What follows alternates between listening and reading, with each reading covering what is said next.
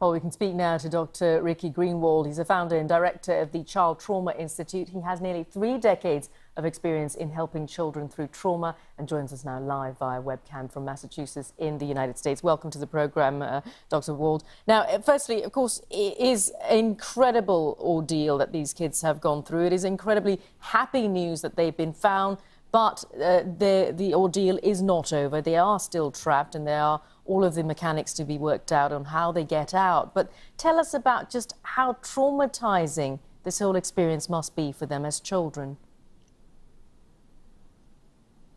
Well, children... Just how traumatizing this whole experience must be for them as children. Well, and the bad things children expect are, by way of getting bumped in a game with their friends, play football, and what to expect for the day or for the week or the year. Most upsetting things that happen, you kind of chew them up, digest them, you grow from it, you get stronger. But some things are so big, so upsetting, so overwhelming that the only way to tolerate that is to kind of push it aside so that you can get through the day. And so that's what makes something traumatic, is when it's too much to stand. And most of the traumas people have are from child abuse, exposure to violence, natural disaster, etc. This is a pretty extreme experience these kids are having, being stranded in this space for so many days, not knowing what's going to happen, not having food, etc. They're going to come back from this.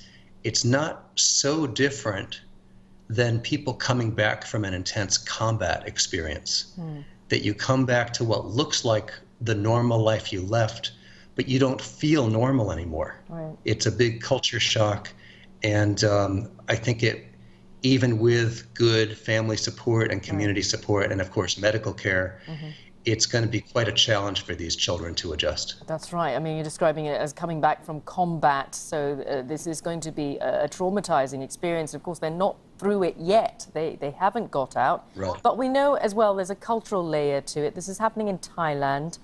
So what should families, communities around them be doing to help them through this process once they are rescued? And presumably there'll be lots of media scrutiny as well, adding to the complications.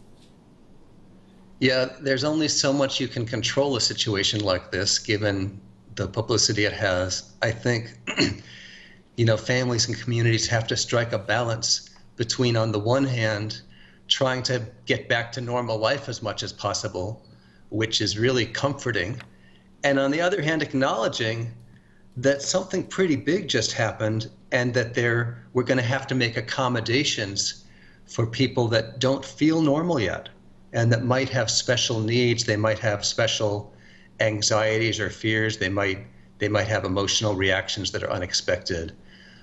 So I think families and communities are going to have to somehow balance normalcy with accommodation of special needs.